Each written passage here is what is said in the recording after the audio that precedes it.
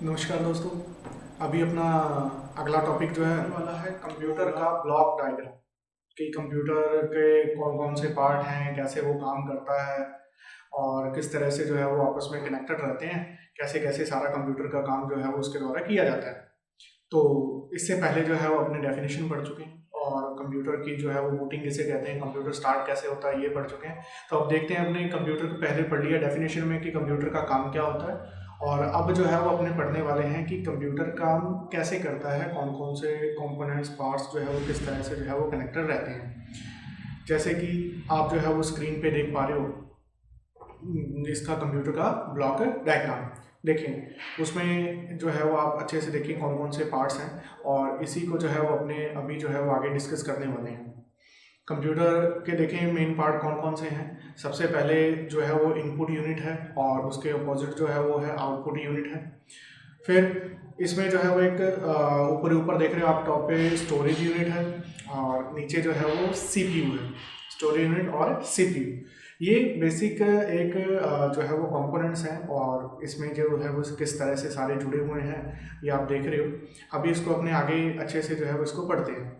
तो चलिए शुरू करते हैं अपने इसको। देखें, अपने जब कंप्यूटर की डेफिनेशन पढ़ी थी अपनों ने, तो अपनों ने दो चीज़ें पढ़ी थी कि कंप्यूटर का काम क्या है, डेटा को प्रोसेस करना होता है, ठीक है। और कंप्यूटर को जो है वो डेटा को प्रोसेस करके बदल देता है इंफॉर्मेशन में। तो देखें, सबसे पहले जो आप देख पा रहे हो वो है जी अपना डेटा। सही कह रहा हूँ? डेटा, डेटा को एज ए इनपुट दिया गया, और जो फाइनल रिजल्ट अपने पास आया बिल्कुल लास्ट में, अभी इसकी इंटरनल वर्किंग अपने देखेंगे क्या क्या है कैसे है। बिल्कुल लास्ट में जो अपने पास जो आंसर आया अपना वो आया जी इंफॉर्मेशन। देखिए, ठीक है, जो हम लोगों ने पहले बात की थी कि डेटा और इन्फॉर्मेशन।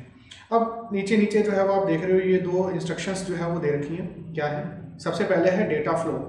डेटा फ्लो का मतलब है कि डेटा किस किस तरह से जो है वो फ्लो कर रहा है, किस तरफ कैसे जो है वो डायरेक्शन जो है वो उसकी जा रही है। जैसे स्टार्टिंग करते हैं सबसे पहले डेटा। डेटा देखिए, डेटा हम लोगों ने एज ए इनपुट दिया था। डेटा एज ए इनपुट दिया अपने इनपुट यूनिट के जरिए। मान लो कीबोर्ड है, माउस है, या कोई भी अदर जो अपनी इनपुट यूनिट है उसके जरिए अपनों ने जो है वो इनपुट दिया। फिर आगे क्या है? इनपुट जो भी दिया था, अब वो इनपुट जाता है किसके पास? स्टोरेज यूनिट के पास। स्टोरेज यूनिट, इस स्टोरेज यूनिट को जो है वो अपने मेमोरी यूनिट भी कह सकते हैं। इसको जो है वो अपने मेमोरी भी कह सकते हैं,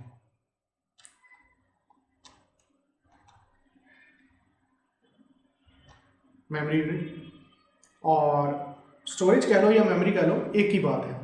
अब इसमें देखिए, जब इंटरनल है, अब स्टोरेज यूनिट की बात करते हैं। ये जो है वो दो तरह की होती है, इसमें दो टाइप हैं। पहला है प्राइमरी स्टोरेज या प्राइमरी मेमोरी, और दूसरा है जी अपने पास सेकेंडरी स्टोरेज, सेकेंडरी है। अब देखिए, यहाँ पे मैंने ऊपर कहा स्टोरेज कह लो या मेमोरी कह लीजिए, तो यहाँ पर भी अपने प्राइमरी मेमोरी भी कह सकते हैं और प्राइमरी स्टोरेज भी कह सकते हैं। वैसे ही जो सेकंड है, सेकेंडरी मेमोरी भी कहा जा सकता है, और सेकेंडरी जो है वो स्टोरेज भी इसे कहा जा सकता है। ठीक है जी, ये हो गया स्टोरेज या मेमोरी यूनिट। ये इसमें दो पार्ट हैं इसके, प्राइमरी और सेकेंडरी। प्राइमरी का अगर अपने एग्जांपल देखते हैं कि प्राइमरी किसकी बात करें, फॉर एग्जांपल की एक एग्जांपल बताइए जी, प्राइमरी मेमोरी किस कौन सी मेमोरी की जो है वो आप बात कर रहे हो। तो प्राइमरी मेमोरी में अपने बात कर रहे हैं दोस्तों रैम की। प्राइमरी मेमोरी में बात कर रहे हैं अपने रैम की। फिर सेकेंडरी किसका एग्जांपल है? तो सेकेंडरी अपने पास एग्जांपल है हार्ड डिस्क का। सेकेंडरी मेमोरी जो है वो है अपने पास किसका एग्जांपल? हार्ड डिस्क का।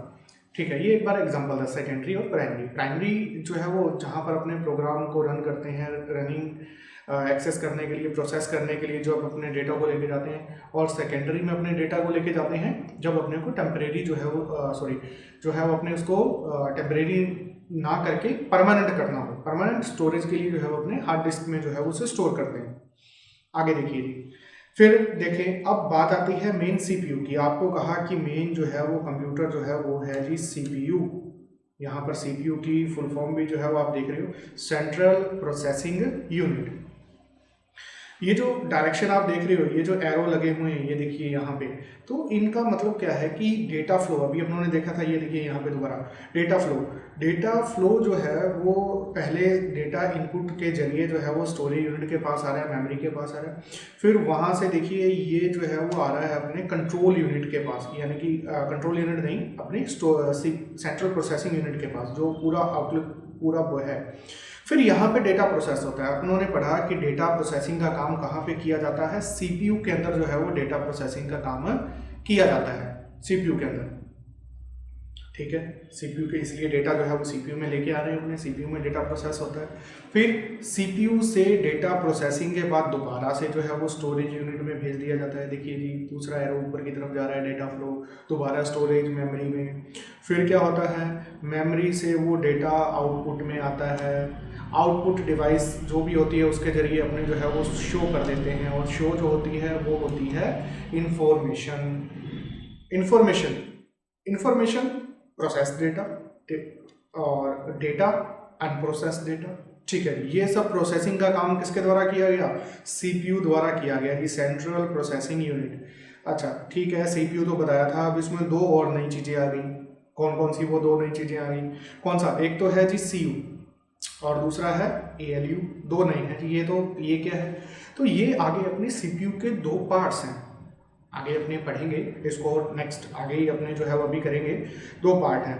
तो इसमें देखिए एक, फिर अगर आप देखें इसको आगे बढ़ेंगे तो इसमें डिफरेंस क्या है, यहाँ पर जो ये डॉट डॉट्स हैं, देखिए दूसरी इंस्ट्रक्शन जो थी इधर कि ये है कंट्रोल फ्लो। पहला तो था डेटा फ्लो कि डेटा कैसे जा रहा है, अब ये कंट्रोल कि कंट्रोल कैसे किया जा रहा है। तो कंट्रोल करने का काम है जी अपना कंट्रोल यूनिट का। ये किसे कंट्रोल कर रहा है, ये देखिए अपने इनपुट को कंट्रोल कर रहा है, ये अपने आउटपुट को कंट्रोल कर रहा है, और ये जो है वो अपने एएलयू को भी कंट्रोल कर रहा है। सीपीयू के दोस्तों दो पार्ट्स हैं, दो पार्ट्स में जो है वो डिवाइड किया गया है। कौन कौन सा है, एएलयू और सीयू। अभी तक अपनों ने पढ़ा था कि प्रोसेसिंग का काम कंप्यूटर करता है, और computer is equal to CPU. अब सीपीयू में प्रोसेसिंग का काम भी कौन कर रहा है, एएलयू कर रहा है। तीन पार्ट जो है वो हो गए दोस्तों। सबसे पहले अपनों ने पढ़ा कि प्रोसेसिंग, फिर कंप्यूटर, फिर सीपीयू, और अब अपने बात कर रहे हैं एएलयू की, कि जी प्रोसेसिंग के तो सारे काम जो है वो किए जाते हैं एएलयू द्वारा, और कंट्रोल करने का काम जो है वो किया जाता है किसके द्वारा, सीयू द्वारा। और ये देखिए ये मेमोरी यूनिट को भी जो है वो कंट्रोल करता है। तो सभी कंप्यूटर के सारे कंपोनेंट्स को जो है वो कंट्रोल और कोऑर्डिनेट करने का काम जो है वो किया जाता है किसके द्वारा, सीयू द्वारा, कंट्रोल यूनिट। समझ आई बात। देखें एक बार स्टार्टिंग से बात कर रहा हूँ मैं, स्टार्टिंग से बिल्कुल ये सब इरेज करके और दोबारा से अच्छे से समझिएगा इसे कि क्या से क्या हो रहा है। देखें अपनों ने पढ़ा कंप्यूटर कि कंप्यूटर क्या है, ठीक है, डेफिनेशन पढ़ ली, स्टार्ट कैसे होता है ये पढ़ लिया।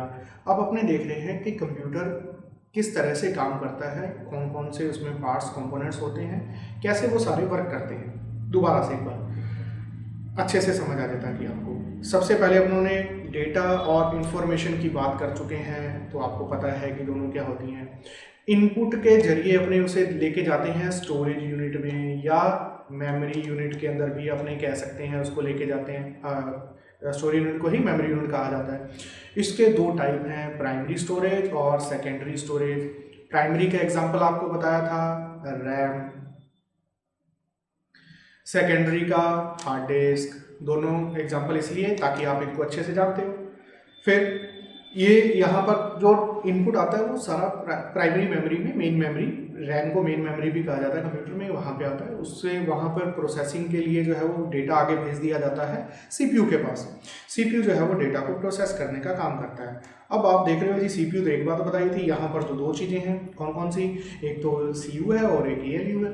तो प्रोसेसिंग का काम कर रहा है अपना एएलयू, मतलब अभी तक जो अपने सीपीयू पढ़ रहे थे वो बात कर रहे थे अपने एएलयू की।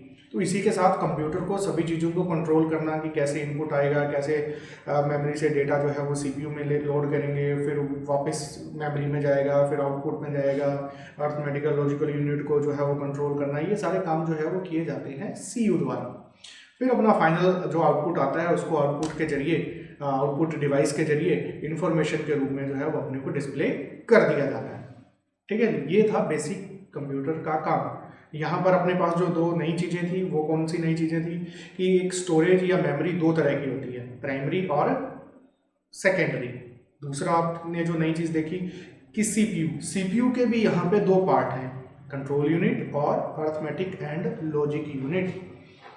इनके बारे में और डिटेल में अभी अपने आगे पढ़ने वाले हैं, पहले आप ब्लॉक डायग्राम को अच्छे से समझ लें। उम्मीद करते हैं कि आपको समझ आया होगा। यहाँ पर देखें, आप यहाँ पर डेटा भी इनपुट दे सकते हो, आप यहाँ पे प्रोग्राम भी इनपुट दे सकते हो। ठीक है जी।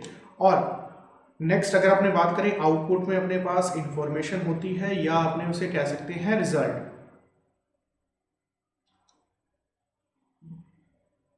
ये अपने पास आता है रिजल्ट। ठीक है, और ये सारा प्रोसेसिंग का काम सीपीयू और ये सब जो है, आपको उम्मीद करते हैं कि सब समझ में आ गया होगा जी। तो अपने वापस आते हैं एक बार। तो अभी जो है वो आपको बताया है ब्लॉक डायग्राम के बारे में कि कंप्यूटर के कौन कौन से पार्ट और वो कैसे कनेक्टर रहते हैं और कैसे काम करते हैं। उम्मीद है कि आपको समझ में आ गया होगा।